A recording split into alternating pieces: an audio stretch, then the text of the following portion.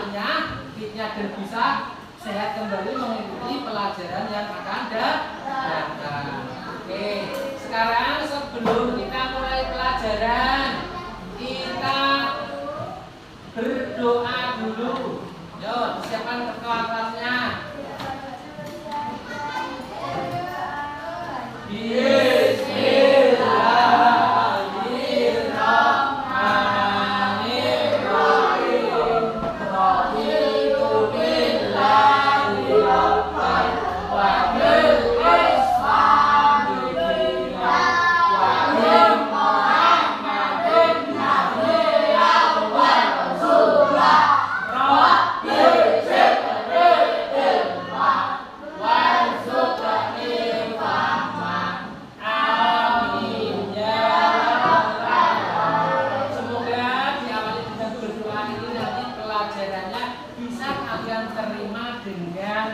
Baik dan tidak mudah lupa. Sebelum kita mulai pelajaran, kita absen dulu ya. Lutfia, Aldi, Zahir, Taufik, Julian, Corina. Ya, yang tidak berangkat kedua ya. Kalian berdiri dulu. Semua berdiri. Semua berdiri. Coba lihat pakaian kamu, seragam kamu sudah lengkap apa belum? Belum. Terima kasih kalau sudah lengkap, sudah beres, sudah rapi, silakan duduk. Kita sebagai bangsa Indonesia wajib memiliki sifat nasionalisme. Nah, coba kita sekarang menyanyikan lagu nasional dulu. Lagu Pancasila. Coba dipimpin diri sendiri siapa? Lutfia, coba ayo.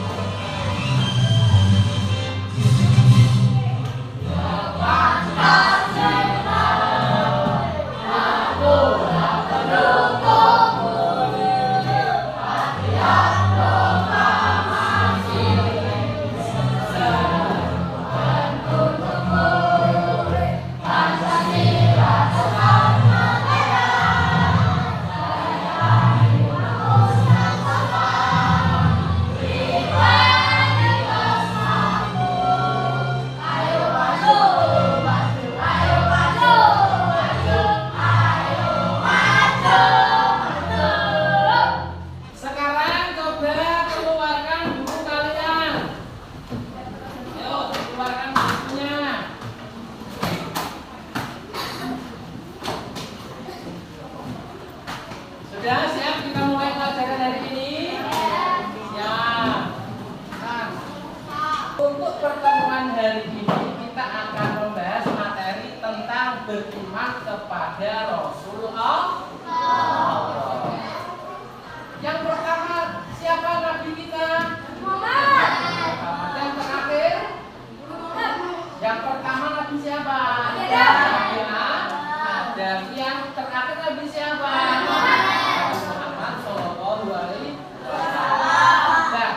Nah, ini peta konsepnya coba dibaca dulu. Satu, satu, makna iman kepada Rasul. Dua, tiga. Sebelum masuk ke sini kita bahas dulu tujuannya hari ini, pelajaran hari ini. Tujuan pembelajaran hari ini nih, satu. Coba dibaca Rofek, satu Fek.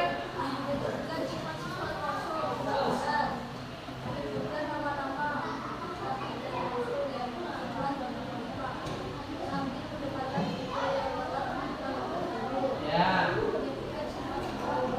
Ya. Nah, tujuan pembelajaran hari ini ada 3. Makna iman kepada Rasul. Makna iman kepada Rasul. Iman kepada Rasul berarti menyakini. Iman itu artinya apa?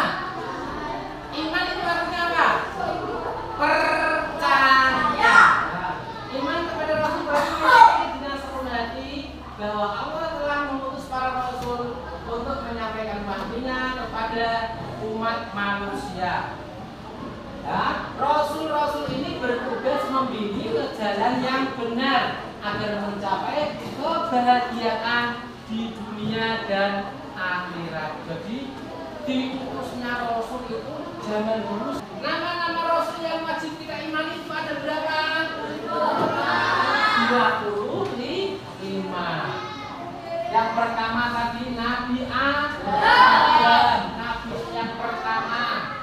Kemudian ada Nabi Musa, ada Nabi Ibrahim, dan yang terakhir ada Nabi Muhammad. Ini semua ada ceritanya. Ya. Ceritanya satu cerita Nabi Adam bagaimana? Sepengetahuan kamu. Awalnya hidupnya di surga, kemudian diturunkan di bumi. Kenapa diturunkan di bumi? Memakan buah larangan Allah. Buahnya apa namanya? Buah kuldi. Kemudian ceritanya Nabi Nuh, ceritanya bagaimana?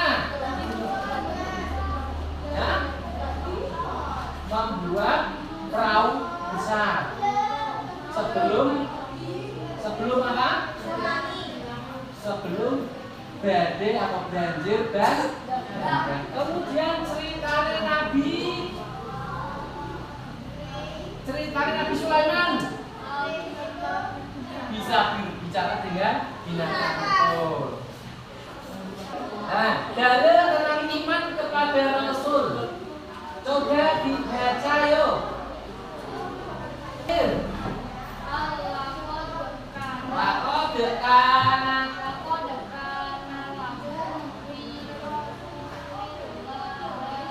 Lillahi uswatun hasanah. Coba Lutfia artinya dibaca.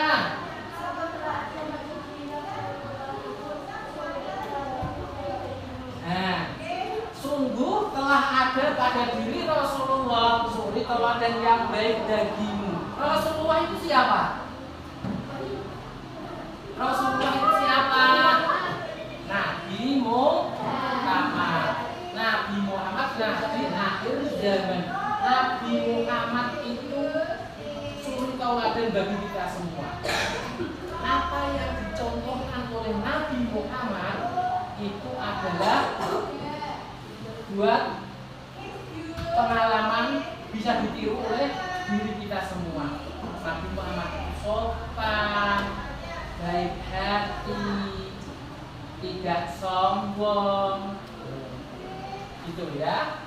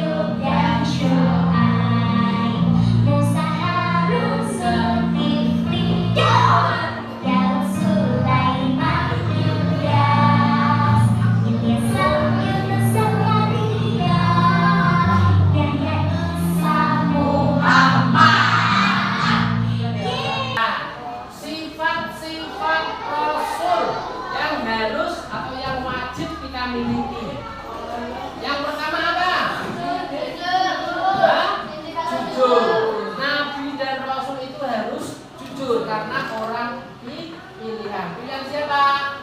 Pilihan Allah. Yang kedua, menyampaikan atau tabligh, menyampaikan wahyu, menyampaikan wahyu dari Allah Subhanahu wa Ta'ala kepada umatnya atau makhluknya. Kemudian amanah.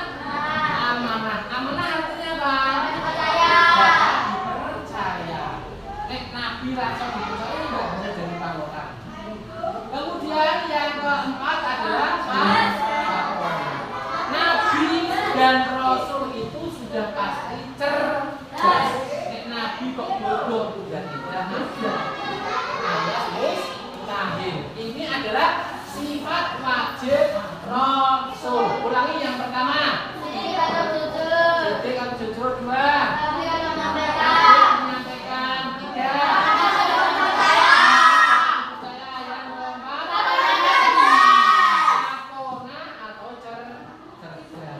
Ini adalah sifat yang wajib dimiliki Rasul. Kemudian sifat mustahil. Nah, sifat mustahil itu adalah sifat yang tidak mungkin dimiliki oleh Rasul, yaitu dusta, kekizib, kemudian hikmah, menyembunyikan. Nek Nabi kok menyembunyikan bukan korupsi. Kemudian khianat. Atau berkhianat. Nabi tidak mungkin berkhianat karena Nabi itu memiliki sifat wajib yaitu jujur. Kemudian balaghah. Nabi bodoh tidak bisa dijadikan panutan. Jadi Nabi itu semuanya pintar dan cerdas. Ini adalah sifat mustahil Rasul. Ulangi yang pertama apa? Dusta. Dua. Menyembunyikan. Tiga. Berkhianat. Yang keempat, balaghah atau bodoh. Ini tidak mungkin dimiliki oleh Nabi dan Rasul. Nah, coba ini tepuk sifat wajib Rasul dan sifat mustahil Rasul. Yuk, perhatikan dulu. Sifat wajib Rasul. Sidik, jujur, tablik, menyampaikan, tahunan, cerdas, amanah, terpercaya. Teman-teman sekali Rasul. Sidik, bohong, iman, menyembunyikan, balaghah, bodoh, khianat, berkhianat. Kemudian tujuan diutusnya Rasul. Yang pertama, coba Rupiah dibaca. Menyampaikan wahyu Allah melalui malaikat Jibril disampaikan kepada Nabi. Kemudian Fikri yang kedua, membimbing manusia ke jalan yang lurus, dandani atau memperbaiki akhlaknya. Yang ketiga,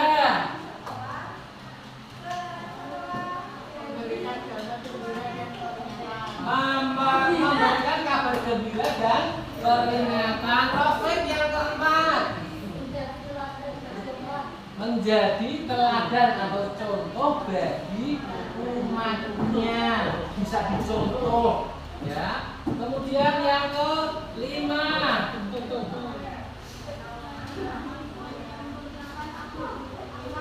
nah, menyempurnakan akhlak manusia. Dan yang terakhir, Zahir, Menegakkan keadilan di muka bumi. menegakkan keadilan di muka bumi. Sampai di sini paham? Ada yang ditanyakan? Nah, coba berdiri dulu, kita istriku dulu. Ayo berdiri. Tepuk semangat.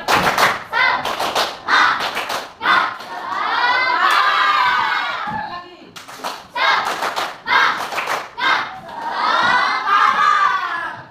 Kita lanjut. Kemudian hikmahnya. Perhatikan. Nanti kali ini kalian diberi tugas Pak Guru. Hikmah beriman kepada Rasul. Hikmah dari keimanan kepada Rasul antara lain meneladani akhlak mulia. Meneladani itu apa? Memberi contoh. Kemudian memperkuat keimanan kepada Allah. Kemudian membentuk kepribadian yang baik serta mendapatkan kebahagiaan dunia dan akhirat. Kalau kita sholatnya tertib, ya, rajin mengaji, atau rajin beribadah, maka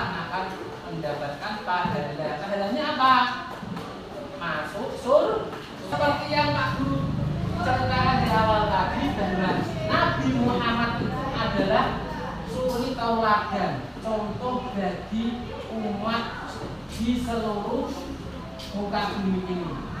Orangnya sabar meskipun dihina, baik hati, suka menolong, dan tidak sombong. Ini saya kisahkan ke cerita tentang si miskin tua yang disuapin oleh Nabi Muhammad. Kita perhatikan.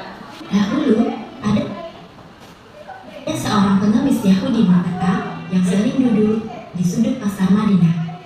Setiap ada orang yang mendekat kepadanya, ia selalu berkata, "Wahai saudaraku, jangan dekati Muhammad. Dia itu orang gila, seorang pendusta, dan juga seorang tukang sihir. Kalian akan dipengaruhinya jika mendekatinya."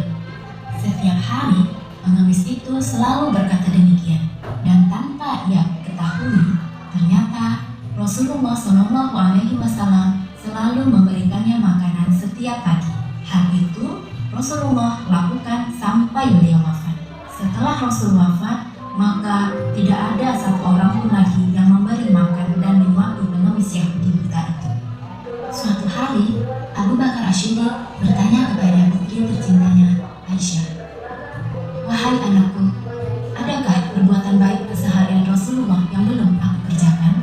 Kemudian Aisyah menjawab, "Wahai ayahku, Rasulullah lalu berkata, bukan, kau bukan orang yang biasa menyuapiku.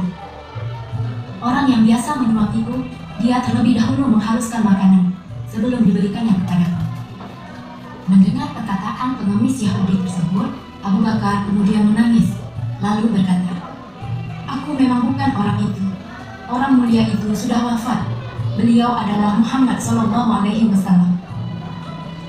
Mendengar perkataan itu, pengemis Yahudi langsung terkejut, lalu menangis terseduh-seduh.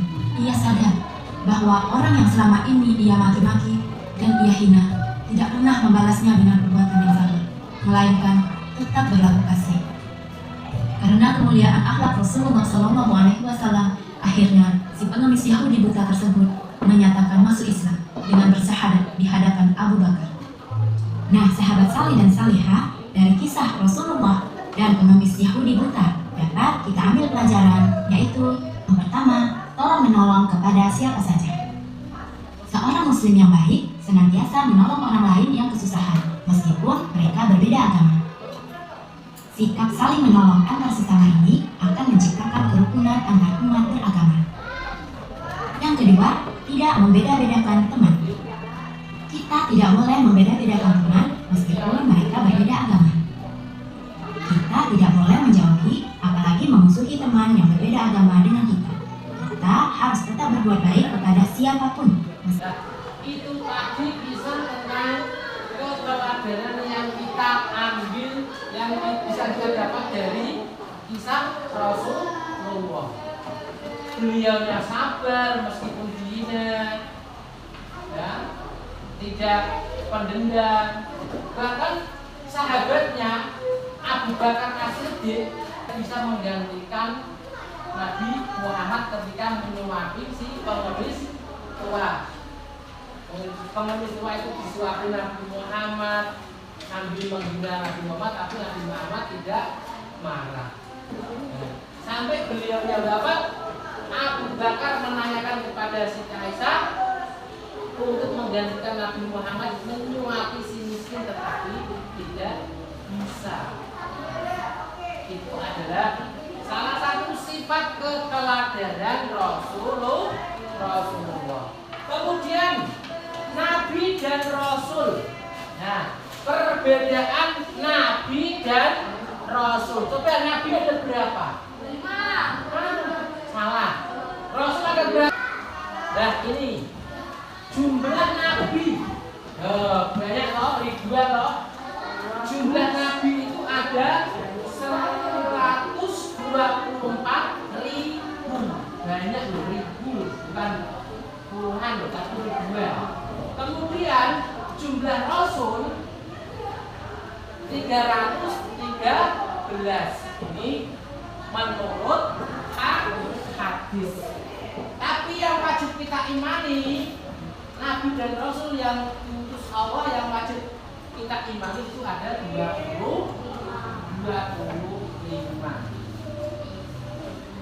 Jadi setelah Nabi Muhammad tidak ada lagi yang namanya nabi. Kalau itu mengaku ada nabi setelah Nabi Muhammad, berarti nabi palsu. Ya, oke. Dari pemaparan Pak Guru tadi tentang Rasul dan kisahnya dan sifat-sifat Rasul, maka Pak Guru akan membacakan kesimpulannya. Kesimpulannya adalah utusan Allah Subhanahu wa ta'ala, para nabi dan rasul menunjukkan kasih sayang kepada semua makhluk hidup untuk menemukan kebahagiaan dalam kehidupan ini maupun kehidupan selanjutnya. Maka kita bercita-cita untuk meneladani standar moral mereka yang tinggi dan mematuhi ajaran mereka. Ya, Rasul itu adalah contoh bagi kita semua, terutama keteladanan Nabi Muhammad. Nabi Muhammad adalah suri tauladan bagi kita semua. Akhlaknya baik, orangnya cerdas, tidak sombong, ya, dan dapat dipercaya. Oke. Setelah ini Pak Guru akan membagi kalian menjadi 3 kelompok. Nanti kalian mengerjakan. Setiap kelompok nanti mengerjakan berbeda. Yang kelompok 1 nanti mengerjakan mengisi tentang makna iman kepada Rasul, dan kelompok 2 adalah membedakan antara Nabi dan Rasul, dan yang kelompok 3 nanti menuliskan tentang hikmah beriman kepada Rasul. Nanti ketua kelompoknya kalau sudah selesai maju di depan dipresentasikan. Itu ya. Untuk kelompok 1 dulu. Kelompok 1 dikerjakan di sini. Kelompok 2 dikerjakan di sini. Kelompok 3 dikerjakan di sini. Memperhatikan dan kelompok. Oke, sudah ya. Kita sekarang presentasikan oleh ketua kelompoknya masing-masing. Ya, sekarang setelah kalian mengerjakan tugas kelompok, sekarang kalian presentasikan dari kelompok 1 dulu, Mas. Ayo, kelompok 1 dibacakan hasilnya.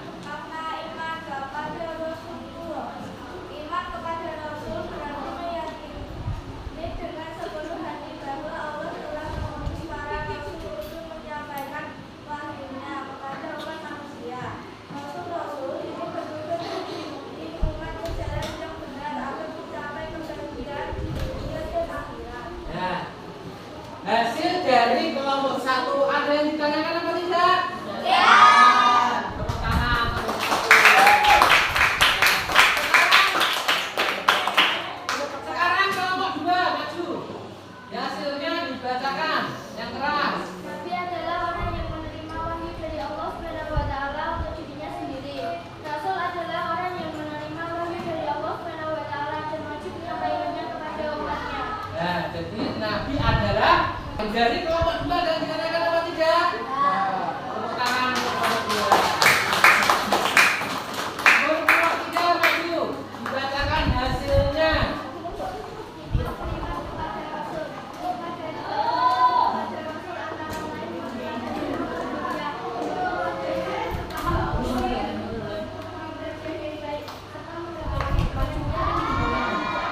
Ya, tepuk tangan untuk kelompok 3.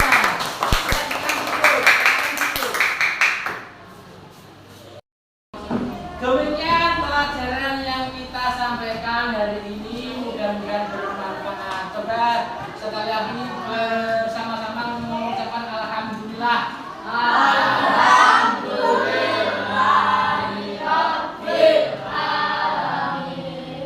Nanti setelah pulang dari sini kalian hati-hati di jalan, semoga selamat sampai di rumah. Sekarang bukunya dimasukkan dulu ke mas-mas.